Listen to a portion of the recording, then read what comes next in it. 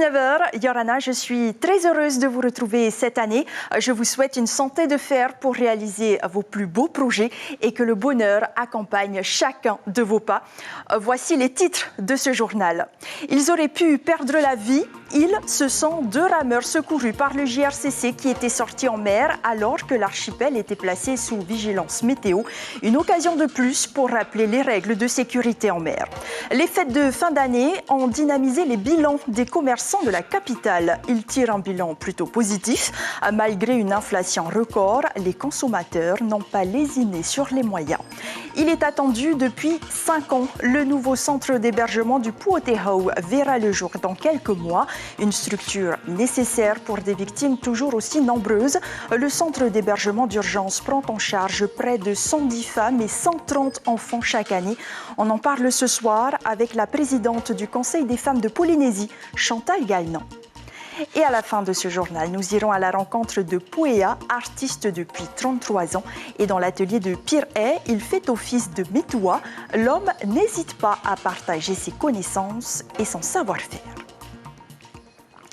Prenez la mer, pas les risques, un slogan pas toujours respecté. C'était le cas vendredi soir. Le JRCC a dû employer les gros moyens pour secourir des rameurs de Paia malgré la vigilance jaune en cours. La passe dite du gouverneur est pourtant réputée très dangereuse à cause d'une crevasse à tourbillon au fond de l'océan. Plusieurs accidents ont eu lieu ces derniers temps. Faut-il remettre en cause les habitudes des rameurs?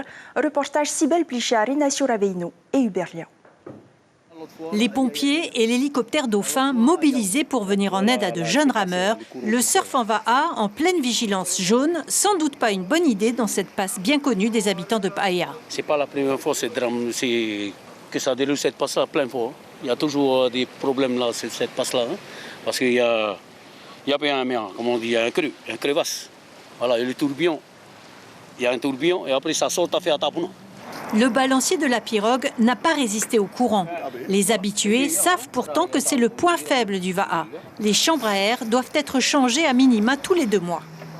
J'ai prévenu aux gars, voilà, quand il y a la houle, quand il y a le vent et tout, il faut vérifier d'abord les valves, il faut vérifier les chambres à air, vérifier tout, si c'est à pile les chambres à air, s'il n'y a pas de pouta sur le Va'a, il n'y a pas de pouta sur le Hama. Voilà, j'ai toujours dit à eux, vérifiez vos pirogues avant d'aller.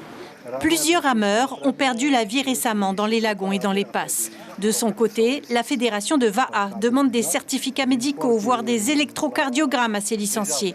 Malgré tout, ces accidents posent question.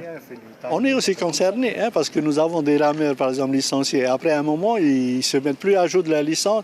Et après, ils disent, c'est comme je ne vais pas à une compétition, donc je vais quand même aller. Et sans trop de précautions. Pour ces vétérans, la recette est simple, bien préparer son entraînement, tant sur le point physique que matériel, et éviter de ramer seul. Aller en groupe, comme on fait là aujourd'hui, c'est bien se protéger. Et puis, on a un groupe de 40 ans, 50 ans et 60 ans, et plus. Le plus âgé, c'est Henri. Est-ce qu'il faudrait aller jusqu'à porter un gilet de sauvetage? Pas mal aussi, c'est pas mal quand même, de se sécuriser soi-même. Et ceux qui n'ont pas l'expérience, c'est d'avoir un gilet. Bien évidemment, je comprends la problématique des rameurs pour porter un gilet. Malgré tout, s'il y a effectivement un élément de flottaison dans le Va'a, c'est toujours en fin de compte ce genre d'équipement qui permettent derrière de maintenir la personne en dehors de l'eau. Et c'est le plus important pour que derrière, on puisse faire intervenir les moyens pour les récupérer. Pour le moment, seuls les enfants doivent obligatoirement s'équiper d'un gilet. Autre conseil, porter des couleurs vives, disposer d'une source lumineuse, d'une VHF ou d'un téléphone portable pour appeler le 16. Inflation n'a pas rimé avec privation durant les fêtes de fin d'année. Les commerçants de la capitale sont globalement satisfaits de cette période faste pour eux. 200 millions de francs pacifiques, c'est le chiffre d'affaires réalisé par les boutiques rien que durant le grand marché de Noël. Même si les stocks n'ont pas été épuisés, la promotion de la consommation locale semble faire ses preuves. Caroline Fary, Marcel Bonneau. Les commerçants retrouvent le sourire, malgré un contexte difficile lié à la hausse du dollar et au tarif du fret international. La satisfaction est générale. Le chiffre d'affaires avoisine celui des bonnes années pré-Covid, même si pour ce gérant de plusieurs boutiques à Papeete, environ 20% des stocks n'ont pas été vendus. Dans l'ensemble, tout le monde s'est bien débrouillé. Le plus important, c'est de retrouver les mêmes chiffres. Mais il est vrai qu'aujourd'hui, faire les mêmes chiffres, c'est déjà un bon point. Mais en quantité vendue, des produits vendus dans tous les domaines, on en vend moins, puisque chaque produit a pris une augmentation de prix. Le comportement du consommateur, devenu plus vigilant sur les prix, a changé. Mais les nocturnes et autres marchés de Noël ont porté leurs fruits en décembre. Dans cette boutique, les maillots de bain ont remporté un franc succès. Les gens ils étaient quand même sur la route avec acheter localement, que c'est important avant les fêtes, avant de partir. Ils ont pris quand même les cadeaux ici avant de rentrer à la destination. Il y avait quand même des touristes. Ça nous a beaucoup aidé à finir en bonne année. Les achats en ligne semblent avoir sensiblement diminué. Le surfwear local a toujours la cote. Ici, c'est jour d'inventaire, avec un bilan satisfaisant contre toute attente. Bon, on était un peu perplexe, mais en fin de compte, vraiment satisfait. Qu'est-ce qui a le mieux marché? Le mieux marché, c'est plutôt tout ce qui est homme, ça c'est sûr. Les hommes tahitiens, ils aiment bien être vêtus de vêtements surfwear à travers tous les marques surfwear. Donc c'est plutôt eux qui étaient à l'appel. Les stocks invendus seront proposés à bas prix dès la fin janvier pour les premières soldes de l'année. La période des soldes est prévue du 25 janvier au 12 février. Plus de place pour accueillir les femmes victimes de violences conjugales. Le centre Puote House s'agrandit. Bientôt 20 chambres supplémentaires pour des femmes en détresse. À l'heure où je vous parle, 39 victimes et leurs enfants vivent ensemble au centre d'hébergement de Pirée, dans lequel ils trouvent des mains tendues, du soutien grâce à l'équipe éducative et les psychologues. Natacha Silagi et Teva Luvra. Eva range ses affaires, sans peur ni contrainte. Il y a un mois, elle a quitté son mari cruel qui l'a frappée depuis 8 ans. À 22 ans, après un dernier coup de poing au visage, elle est venue se réfugier au centre. Au début, c'était bien, l'avion rose. Et après, ça a commencé par des gifles et un peu plus des coups de poing. Tu as décidé de venir te réfugier ici, tu viens de loin. Est-ce que tu penses que tu retourneras chez toi vivre avec ton mari un jour? Je sais pas. Peut-être. S'il se décide à se calmer, je sais pas. Tu es toujours amoureuse de lui? Oui. Oui. Moya, elle, est au centre depuis plus d'1 an. Une entorse à la durée maximale de 6 mois pour les pensionnaires, parce qu'elle est arrivée enceinte de son 3e enfant. Son mari a été incarcéré pour violence conjugale. Moya veut trouver un emploi. C'est déjà de trouver un travail, après un logement pour mes enfants. Le père de tes enfants actuellement est en prison. Est-ce que tu penses te remettre avec lui un jour ou tu veux vraiment changer de vie?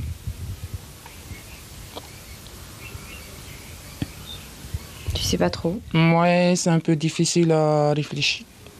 À décider, c'est pas facile. Parce que ça fait longtemps quand même qu'on est ensemble, mais c'est pas facile.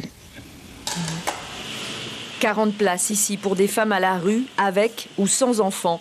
Elles gèrent le quotidien ensemble, avec des séances hebdomadaires chez le psychologue, pour avancer vers une vie sans coups, sans violence. J'ai pas cuit avec la marmite. Il y a eu des coups, mais j'ai envie de dire un coup, on s'en remet. Mais quand il y a du rabaissement au quotidien, quand on est rabaissé quotidiennement, quand on est humilié, c'est dur. Que te disait ton mari, par exemple? Que je faisais mal le ménage, que j'étais trop bête pour écouter ce qu'il disait, que je m'occupais mal des enfants, que rien ne va en fait, que jamais, voilà, que j'étais pas une bonne cuisinière, que j'étais pas une femme bonne à marier, que j'étais pas une bonne maman, quoi. Alors au début ça va, et puis petit à petit non, ça va plus, et puis moi j'ai été éloignée de ma famille, de mes amis, donc quand je suis coupée de tout, c'est dur. Dès qu'elles disent stop, elles reprennent en main elles-mêmes leur vie, elles deviennent monoparentales, elles s'occupent elles-mêmes de leurs enfants et elles arrivent à subvenir à leurs besoins personnels, mais aussi à leurs futures générations. La collaboration avec les services sociaux est permanente, avec 2 priorités, trouver un emploi et un logement à ces femmes blessées qui veulent survivre. Bientôt 20 places de plus pour aider les plus fragiles. Et on en parle tout de suite avec notre invitée, Chantal Gagnon-Yorana. Yorana, tout d'abord, pour initier la première, je souhaitais vous remercier au nom du Conseil des femmes, parce que grâce à vous, le Conseil des femmes peut aussi souhaiter une bonne année d'amour et de paix, vous offrir un collier d'amour et de paix venant des femmes, des 20 associations féminines qui œuvrent chaque jour pour les foyers polynésiens. Merci à vous d'avoir accepté notre invitation ce soir. Alors, est-ce que 20 places de plus, cela est suffisant au regard de la situation ?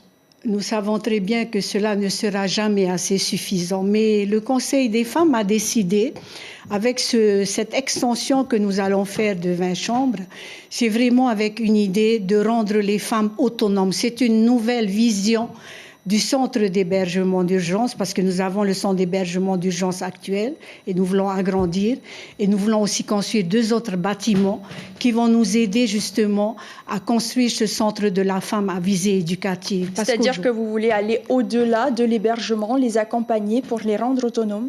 Tout à fait. Vous avez entendu les témoignages. Ces femmes-là ont besoin d'un emploi, cherchent un logement, parce que vous savez comme moi qu'elles dépendent toutes de leur mari, globalement, lorsqu'elles arrivent dans notre centre. Donc, lorsqu'on leur pose la question, est-ce que vous allez retourner voir votre mari? Je vais vous dire que c'est une question très difficile, puisque ça fait à peine 3 mois qu'elles sont dans le centre. Je veux dire, elles se posent des questions, donc il faut réellement les accompagner, et c'est l'objectif primaire du Conseil des femmes à partir du Centre de la femme que nous allons inaugurer cette année. Alors justement, vous accueillez à peu près une centaine de victimes à l'année. Combien sur 100 réussissent à aller vers une indépendance totale? Alors, je vous dirais que l'indépendance totale, nous n'avons pas réellement accompagné nos femmes, mais globalement, nous pouvons dire qu'il y a peut-être un tiers sur ces femmes-là qui sortent du centre, qui peuvent arriver à être autonomes actuellement. Cependant, le Conseil des femmes a décidé justement d'accompagner dorénavant ces pensionnaires, aidés bien sûr de la DSFE et du ministère des Solidarités. Je voudrais d'ailleurs remercier la ministre de la Condition féminine qui nous accompagne vraiment avec les femmes actuellement, puisqu'on leur trouve un emploi le plus tôt possible, parce que c'est ce qui est important pour elles, c'est cette autonomie financière lorsqu'elles arrivent en urgence dans notre hébergement. Un tiers sur 100, cela représente à peu près une trentaine de femmes. Est-ce voilà, que pour vous, c'est un chiffre satisfaisant? Non, on ne peut pas se satisfaire d'un tel chiffre. L'idéal, c'est d'avoir 100% de réussite. Aussi, avec ce centre de la femme Tepo Tehinehere que nous voulons bâtir, c'est vraiment d'atteindre ce chiffre. Nous savons que c'est ambitieux, mais dans la vie, il faut avoir des ambitions pour réussir. La durée d'hébergement du centre Puotehau, elle est de 3 mois, renouvelable une fois. Est-ce que pour vous, 6 mois, c'est suffisant aussi pour travailler avec les services sociaux, pour leur trouver un emploi avec vos partenaires aussi et un logement avec l'OPH? Alors, il faut savoir que ça peut être court comme ça peut être suffisant, parce que les services quand même sociaux, tous les services qui nous accompagnent sont très efficaces. Il faut dire qu'ils sont très opérationnels actuellement. Donc, il y a des femmes qui, tout de suite, lorsqu'elles se reconstruisent rapidement, parce qu'il faut parler aussi de ça, il faut que psychologiquement, elles soient prêtes à retourner dans la vie normale. Mais sachez que ce sont des durées réglementaires, mais vous avez des femmes que nous sommes obligés d'accompagner plus longtemps. Et nous ne sommes pas en droit de les laisser au bord de la route quand elles ont besoin de nous. Pour terminer, Chantal Gagnon, vous avez un objectif, celui de réduire le nombre de résidentes dans le centre Puotehau. Mais quand vous observez l'évolution de la société d'une manière générale, est-ce que pour vous, c'est un objectif qui est atteignable à court terme? Alors, réduire les résidentes, je ne dirais peut-être pas, je n'avancerai pas cette expression. Ce que je souhaite du fond du cœur en tant que présidente aujourd'hui, c'est de réduire les violences en général dans la société. Pour moi, ça commence déjà dans les foyers, surtout dans les établissements scolaires. Et vous savez qu'en tant qu'élue de l'Assemblée, j'ai mené une mission d'information sur toutes les formes de violence dans les établissements scolaires. Et je pense que c'est un travail de solidarité actuellement. Nous devons tous nous donner la main pour lutter contre toute forme de violence. Et vous savez qu'actuellement, il y a beaucoup de de séquences filmées à la télé pour sensibiliser la population. Et je voudrais remercier la ministre de la Condition féminine parce que c'est très important. Il faut que tout le monde s'entraide aujourd'hui. Merci beaucoup Chantal Gagnon d'avoir été avec nous ce soir. Le nouveau Puoteha ouvrira donc en partie au mois de juin, période électorale oblige, et sont également en construction des studios qui seront loués et une salle d'exposition et de conférences. Le coût total de ces travaux est estimé à 207 millions de francs pacifiques. Une fresque en faveur de la protection de l'environnement, c'est le résultat d'un parcours d'initiation à la protection de l'environnement organisé par la FAPE Teoranaho pour des jeunes pris en charge par la protection judiciaire de la jeunesse. Ils sont âgés entre 14 et 19 ans, une initiative innovante qui s'est traduite par des sorties pédagogiques sur le terrain et des ateliers théoriques durant 3 mois. La pollution, l'économie circulaire, la biodiversité marine et terrestre ou encore la conception de la nature dans la culture polynésienne. Ce sont les thèmes qui ont été abordés et qui ont donc permis à ces jeunes gens de réaliser ce tableau guidé par l'artiste Rival. On écoute ces réactions recueillies par Caroline Fari et Marcel Bonneau. La première journée, en fait, j'ai fait une partie théorie pour mieux leur expliquer comment se déroulait en fait une réalisation de fresque. Et ça a été aussi un honneur pour moi parce que j'ai voulu en fait montrer à ces jeunes-là que dans l'art, on peut trouver aussi notre manière de trouver une activité professionnelle. Voilà. Et essayer aussi de les remonter aussi dans le droit chemin. Et ça a marché? Et ça a marché. Ils étaient à l'écoute, ils étaient très disciplinés, en fait, des personnes tout à fait normales. Les jeunes, en fait, ont voulu mettre en avant des requins, des poissons et aussi les bouturages de coraux. Et donc, en fait, ça les a bien parlé du fait qu'ils sont passés une période un peu écologique. Les différents thèmes abordés, que ce soit le climat, les déchets, la pollution, et puis la biodiversité, la protection de la nature, les ont particulièrement intéressés. Et pourquoi pas susciter des vocations dans des actions pour l'environnement, qu'elles soient citoyennes, associatives ou même professionnelles. Petite escale à Huahine, où la nouvelle école de Maeva a été inaugurée par les autorités communales et du pays. Le nouvel établissement, baptisé École de l'avenir Tefareo Tetau Amuriae, permet aux 130 enfants de suivre des cours dans des classes spacieuses, aérées et équipées. Le maire Marcelin Lisan a profité de cet événement pour adresser un message au président du pays. Selon lui, l'ensemble des écoles de Huahine étant vétustes, elles nécessitent aujourd'hui une reconstruction. Des cours de cuisine pour découvrir des ingrédients peu courants, s'ouvrir à des nouvelles saveurs ou partager un moment de convivialité en famille. C'était à la Maison de l'Enfance à Nukuhiva, une journée ludique et festive pour tous qui a eu du succès puisqu'ils étaient nombreux à participer aux ateliers gratuits. Mathilde Vignon, la directrice, nous en dit plus au micro de Marie Curva. C'est les familles qui nous ont aidés à préparer. On a préparé ensemble avec les enfants. Donc c'est l'occasion pour eux d'apprendre à suivre une recette, casser des œufs, partager ensemble, s'encourager. Voilà, donc on va pouvoir la déguster ensemble après. Mais d'abord, on respecte la tradition. Le plus jeune sous la table pour distribuer les parts à chacun. Après les marquises, direction San Diego où Kaoli Vast, le champion de surf, s'est démarqué une fois de plus au championnat du monde junior pro. Le jeune homme s'est hissé à la 5e place. Kaoli Vast s'est incliné en quart de finale face à l'Américain Levi Slawson, lui-même battu en finale par l'Australien Jarvis Earl. Rencontre à présent avec celui que tout le monde appelle Puea. La nacre, la peinture, la sculpture ont peu de secrets pour lui. Et dans son entreprise, depuis 33 ans, il fait office de métois. Il faut dire que l'agilité de ses mains et son enracinement dans la culture locale en ont fait un incroyable agent de transmission. Rencontre avec cet artiste éclairé et lumineux, signé Stéphane Ratino et Patrick Sing Sing. C'est l'origine du monde, de son monde. Dans cette salle au-dessus de l'atelier, Poé a créé une atmosphère de tranquillité dont la présence d'objets, pièces uniques, ajoute à la sérénité de l'imaginaire. Et souvent un regard jeune, fait à la fois de complicité et de la discipline d'apôtres artisans. Jamais fait attention à ça. Ça me saute aux yeux.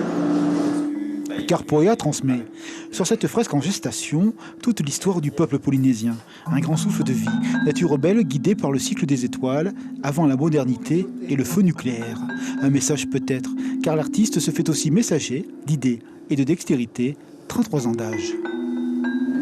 Et c'est important pour nous de transmettre ça à la nouvelle génération, en particulier à celui-là, parce que voilà, c'est lui qui va prendre la direction après. Il est là, il est en apprentissage. Notre savoir-faire, on le transmet à lui, ensuite lui, il va transmettre. Et que ça continue. C'est un peu un mentor quand même pour toi? Oui, tous les anciens. Hein. Tous les anciens, c'est eux qui ont mis en place tout ça. Donc ça fait partie de notre héritage et notre savoir, ça vient d'eux. Quoi. Donc il faut bichonner tout ça, il faut écouter. Ah, ça, il faut écouter. Le murmure sans âge des passions donne de l'éclat à tous les visages. Le cheminement de l'esprit est parchemin. La jeunesse dans le métier, c'est lever la tête et voir le guide. Poéa est artiste tout-terrain. Sur la nacre s'enchaînent les dessins, des scènes de vie, motifs furtifs, regards distraits, paroles de symboles à qui veut chercher. L'artiste est chercheur. Il se fond dans sa culture comme une matière dans un moule. La culture est sa loi des reins, une signature à partager. Ah oui, on est obligé de tous les ans à chercher d'autres produits, d'autres créations, suivre le monde aussi d'aujourd'hui, tout ça. Hein. Ah, voilà. Donc c'est pas un métier, c'est une vocation. Voilà, une vocation plutôt, voilà. L'origine de son monde s'expose ici. Sa création parle de l'âme d'un pays. Elle s'incarne éternellement dans des objets qui ne cessent de dire la richesse de l'homme. Car si Poéa a créé, c'est pour simplement parler à l'humanité. C'est la fin de ce journal. Voici le rappel de l'information principale. Le nouveau centre d'hébergement d'urgence, le Puotehau de Pir'e, pourra bientôt accueillir 20 résidentes supplémentaires. Le but du Conseil des femmes, aller au-delà de l'hébergement, accompagner ces femmes victimes vers une indépendance totale. Le Conseil des femmes qui fait appel aux mécènes puisque 60 millions de francs pacifiques manquent encore dans les caisses pour pouvoir achever le nouveau centre Puotehau dont une partie ouvrira au mois de juin. À la une de votre quotidien demain, un sujet justice. Pourquoi le Fénois n'aura pas sa cour criminelle? Sur vos écrans ce soir, 911 Lone Star, puis Pambélé. Merci de nous avoir suivis. Je vous souhaite une très belle semaine. Portez-vous bien et à demain.